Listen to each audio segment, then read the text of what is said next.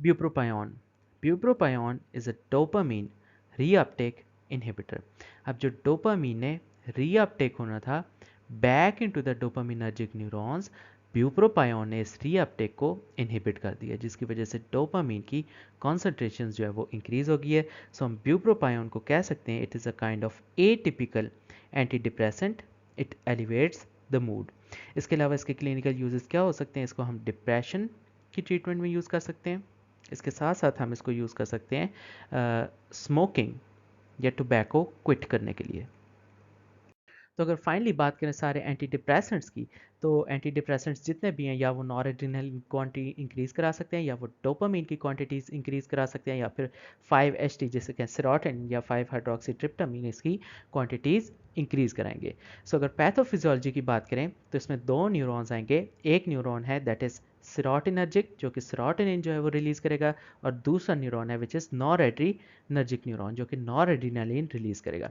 सो noradrenaline vesicles के अंदर pack होगा, साइनेप्स पे रिलीज होगा, और यही नॉरएड्रेनालिन फोर ब्रेन के अंदर जाएगा और वहाँ पर रिसेप्टर्स को एक्टिवेट करेगा। बिल्कुल इसी तरह जो सेरोटोनिन है विच इज़ 5-HT, वो भी वेसिकल्स के अंदर पैक होगा, साइनेप्स पर रिलीज होगा, और ये फोर ब्रेन के अंदर जाएगा और वहाँ पर जितने रिसेप्टर्स उनको स्टिमुलेट करेगा, और जो डिप्रेशन है वो वेयर ऑफ हो जाएगा। अब जो नॉरएड्रेनालिन बच जाएगा वो रिसाइकल होगा, बिल्कुल इसी तरह जो सेरोटोनिन बच जाएगा वो भी रिसाइकल होगा। नॉरएड्रेनालिन रिसाइकल होगा थ्रू नॉरएड्रेनालिन ट्रांसपोर्टर, और जो सेरोटोनिन रिसाइकल होगा दैट इज थ्रू 5-HT या फिर सेरोटोनिन ट्रांसपोर्टर, और इस तरह जो साइकिल है वो कंटिन्यू करेगा। अब ये जो नॉरएड्रेनालिन है या जो सेरोटोनिन है, इसका मेटाबॉलिज्म भी हो सकता है। सो न्यूरॉन्स के अंदर मोनोअमाइन ऑक्सीडेज होता है जो कि नॉरएड्रेनालिन को चेंज करेगा अल्डिहाइड इनएक्टिवेटेड प्रोडक्ट्स में। बिल्कुल इसी तरह सेरोटोनिन का भी मेटाबॉलिज्म हो सकता है थ्रू मोनोमाइन ऑक्सीडेज, जो कि इसको भी अल्डिहाइड के अंदर जो है वो चेंज कर देगा, और ये इनएक्टिवेटेड प्रोडक्ट है। अब जो सेरोटोनर्जिक न्यूरॉन्स होते हैं इनके अंदर एक एक्स्ट्रा चीज़ होती है दैट इज़ अल्फा 2 रिसेप्टर्स। अब जब साइनेप्स में नॉरएड्रेनालिन की क्वांटिटी जो है वो इंक्रीज़ कर जाएगी, यही नॉरएड्रेनालिन जो होंगे अल्फा 2 रिसेप्टर्स को जाकर स्टिमुलेट करेंगे, और जब अल्फा 2 रिसेप्टर्स स्टिमुलेट होंगे तो उसकी वजह से क्या होगा कि नेगेटिव फीडबैक लूप के थ्रू सेरोटोनिन की जो रिलीज़ है वो इनहिबिट हो जाएगी। सो अब इस केस में हम डिफरेंट ड्रग्स जो हैं वो दे सकते हैं जो कि डिफरेंट लेवल्स के ऊपर एक्ट करेंगे। सो सबसे पहले TCS देंगे which are tricyclic anti depressants.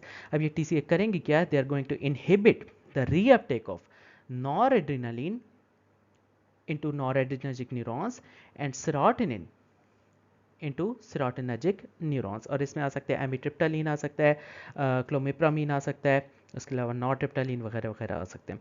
इसके अलावा एक और ग्रुप है जिसे हम कहेंगे SSRI which are selective serotonin reuptake inhibitors, जिसमें फ्लुओक्सिटिन आ सकता है, फ्लुओक्सामीन आ सकता है, सर्टलिन, साइटेलोप्राम वगैरह वगैरह, एसिटेलोप्राम आ सकते हैं।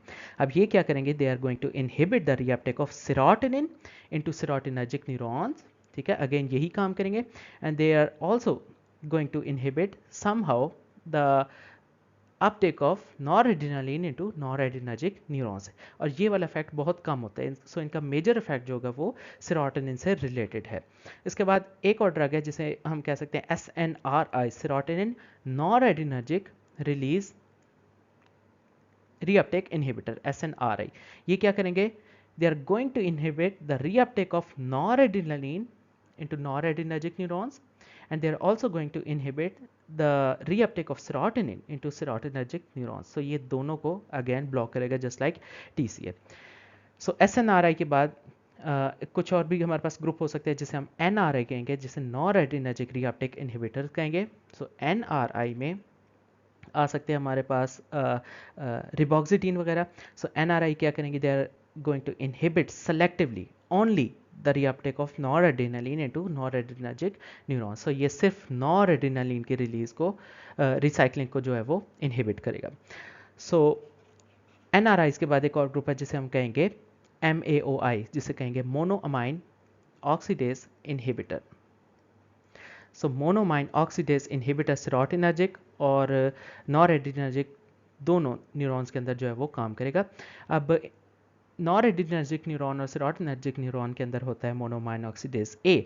सो मोनोमाइन ऑक्सीडेज ए जो होगा वो मेटाबोलाइज कराएगा नॉरएड्रेनालिन को और सेरोटोनिन को, और मोनोमाइन ऑक्सीडेज बी जो होगा वो डोपामीन के मेटाबॉलिज्म को सपोर्ट करता है। सो अगर हम मोनोमाइन ऑक्सीडेज इनहिबिटर्स दे दें तो हम इस अल्डिहाइड इनएक्टिवेटेड प्रोडक्ट को इनहिबिट कर सकते हैं, जिसकी वजह से नॉरएड्रेनालिन और सेरोटोनिन की क्वांटिटीज़ जो है वो इंक्रीज़ कर जाएंगी, और हम कह सकते हैं कि हमने जो है मूड फ्रेश कर दिया है, हमने एंटी डिप्रेसेंट्स दे दिए। सो मोनोमाइन ऑक्सीडेज इनहिबिटर्स के बाद हम दे सकते हैं अल्फा 2 रिसेप्टर्स ब्लॉकर, जो कि इस रिसेप्टर को जाकर ब्लॉक करेंगे। इसमें आ सकता है मेट्राइजापिन।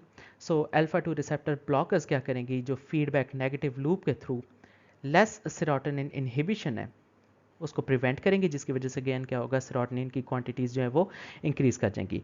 सो अल्फा 2 रिसेप्टर्स के साथ साथ ये 5HT2 और 5HT3 रिसेप्टर्स को भी ब्लॉक करेंगी, और इसमें ड्रग जो है वो आ सकती है मेट्राजापिन। और फाइनली हमने कहा था कि नॉरएड्रेनालिन, सेरोटोनिन और इसके साथ साथ डोपामीन की क्वांटिटीज़ इंक्रीज होनी चाहिए। सो ऐसी ड्रग भी है जो कि डोपामीन रीअपटेक इनहिबिटर है। सो हम डोपामीन रीअपटेक इनहिबिटर्स भी दे सकते हैं। फॉर एग्जांपल ब्यूप्रोपायोन, ये क्या करेगी, सेलेक्टिवली इनहिबिट करेगी न्यूरोनल डोपामीन रीअपटेक को, जिसकी वजह से हम कह सकते हैं कि एंटी डिप्रेसेंट इफेक्ट जो है वो शो हो रहा है। तो अगर सेलेक्टिवली सिर्फ ब्यूप्रोपायोन के मैकेनिज्म ऑफ एक्शन की बात करें तो हमें पता है कि ये डोपामीन रीअपटेक इनहिबिटर है। तो जो डोपामीन ने रीअपटेक होना था back into the dopaminergic neuron, इसने इस रीअपटेक को इनहिबिट कर दिया, जिसकी वजह से डोपामीन की कंसंट्रेशन जो है वो इंक्रीज होगी, और हम इसे कह सकते हैं कि एक एटिपिकल एंटी डिप्रेसेंट है जो कि मूड एलिवेट करेगा। इसके अलावा जो ब्यूप्रोपायोन है उसका नॉरएड्रेनालिन के ऊपर बहुत ही थोड़ा इफेक्ट है, और इससे भी थोड़ा सेरोटोनिन के ऊपर इफेक्ट है। इसके अलावा जो ब्यूप्रोपायोन है वो क्या करेगी, जो न्यूरॉन्स के अंदर एन सब एन रिसेप्टर्स है निकोटिनिक, इन रिसेप्टर्स के ऊपर एज एन एंटागनिस्ट काम करेगी। ब्यूप्रोपायोन के फार्माकोकाइनेटिक्स की बात करें तो it is given orally, it has extensive hepatic metabolism by the cytochrome P450 system. इसके एक्टिव मेटाबोलाइट्स बनेंगे, जिसकी वजह से इसकी हाफ लाइफ जो है वो 20 आवर्स तक हो सकती है। क्लिनिकल यूज़ में ब्यूप्रोपायोन जो है वो अकेले भी दे सकते हैं, और बाकी SSRIs के साथ भी दे सकते हैं for the treatment of major depression. इसके अलावा टोबैको और स्मोकिंग क्विट करने के लिए भी ब्यूप्रोपायोन जो है वो देंगे। Clinical effects take some week to develop. Toxicity और साइड इफेक्ट्स में agitation, tremor, dry mouth, nausea, insomnia, skin rashes वगैरह आ सकते हैं। इसके अलावा सीजर्स वगैरह हो सकते हैं with the large doses. There is no weight gain and there is no sexual dysfunction.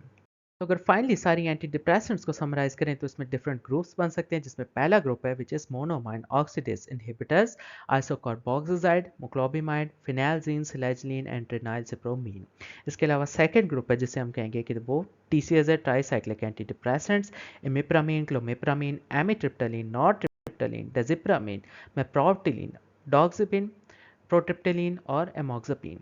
इसके अलावा एक और ग्रुप है जिसे हम कहेंगे कि वो SSRIs, selective serotonin reuptake inhibitors, जिसमें फ्लूऑक्सिटीन, पेरोक्सिटीन, साइटैलोप्राम, एसिटैलोप्राम, फ्लुवोक्सामीन और सर्ट्रेलिन आ सकते हैं। उसके अलावा heterocyclic serotonin and norepinephrine reuptake inhibitors हैं, जिसमें ट्यूलॉक्सिटीन आ सकता है, वेलनाफेक्जीन, डेसवेलनाफेक्जीन, मिलनासिप्रिन एंड लीवोमाइलनासिप्रिन आ सकते हैं। इसके अलावा एक और ग्रुप है जिसे हम कहेंगे सेरोटोनिन 5HT2 रिसेप्टर एंटागनिस्ट, निफेजाडोन, ट्राइजाडोन, वोरियोक्सिटीन। इसके अलावा एक और ग्रुप है जिसे हम कहेंगे नॉरएड्रेनालिन रीअपटेक इनहिबिटर्स।